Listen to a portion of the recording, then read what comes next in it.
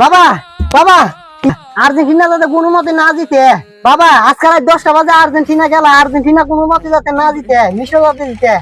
কি রে তুই যে আর্জেন্টিনা সাপোর্টার, আবার কোন আর্জেন্টিনা আবার বত্ত? আরে বাবা আমি আর্জেন্টিনা সাপোর্টার না, ওই দে বাবা আমি ব্রাজিল সাপোর্টার। দেখছো? কে রে বাবা?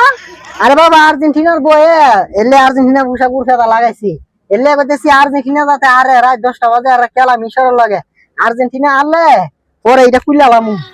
বর্ষ তুই কোনো চিন্তা করিস না, আমি আমি সব ঠিক ভাবে করে দিলাম।